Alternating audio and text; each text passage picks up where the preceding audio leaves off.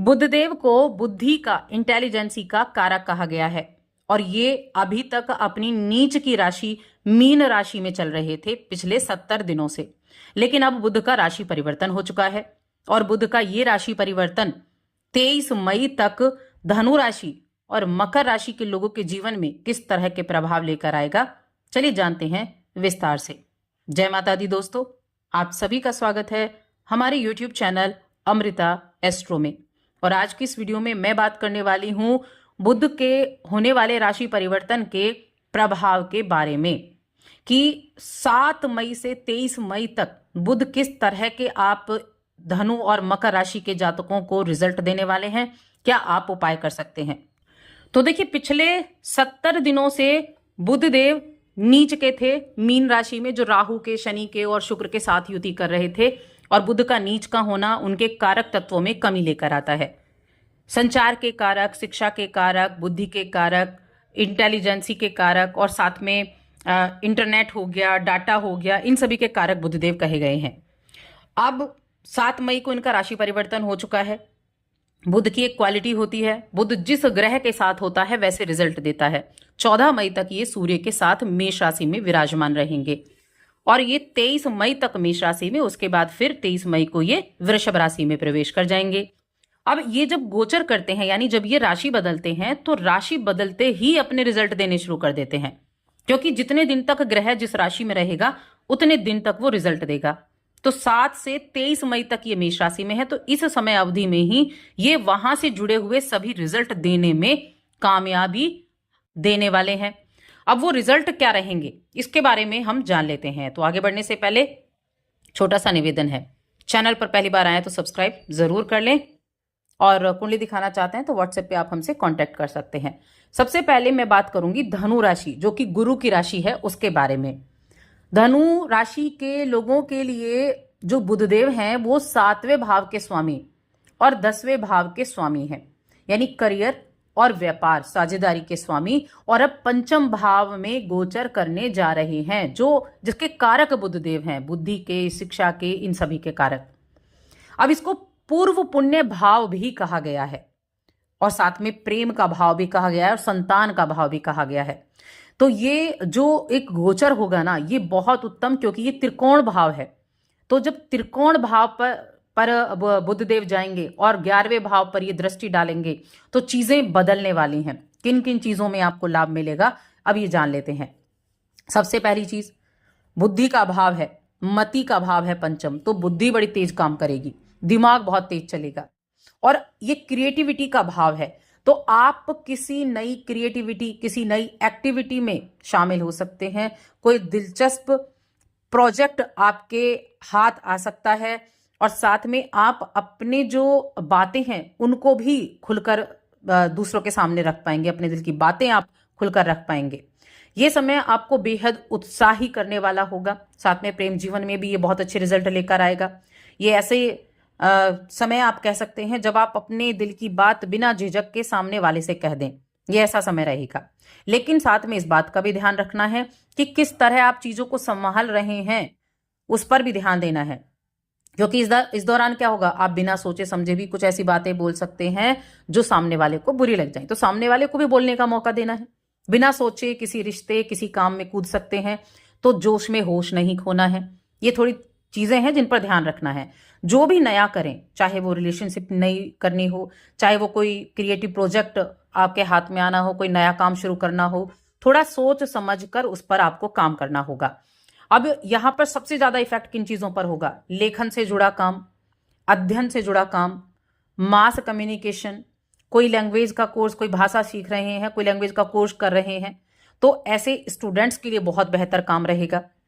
ये गोचर बहुत अच्छा रिजल्ट दिलाएगा। या फिर शिक्षा के मामले में अच्छा है ये। वो स्टूडेंट जो हाल ही में जिन्होंने अपनी एजुकेशन कंप्लीट की है और अपने लिए करियर ढूंढ रहे हैं, करियर की शुरुआत करना चाहते हैं, काम की तलाश कर रहे हैं, उनके लिए बहुत ही शानदार समय है। या जो रिश्ते को शादी के बंधन में बांधना चाहते हैं, प्रेम विवाह करना चाहते हैं, उनके लिए बहुत अच्छा समय है, क्योंकि 7वें के स्वामी है, 5म में बैठे हैं और 11वें पर दृष्टि है, तो इच्छा पूर्ति का बहुत अच्छा समय बना हुआ है, वो भी प्रेम विवाह के लिए। इस समय प्रेम बहुत अच्छा रहेगा, रोमांस बहुत अच्छा रहेगा। आप कोई किसी तरह की साझेदारी में व्यवसाय कर सकते हैं, पार्टनरशिप में काम कर सकते हैं। आप अपने कामकाज को बदलने के बारे में भी सोच विचार कर सकते हैं, यानी करियर में बदलाव भी हो सकता है।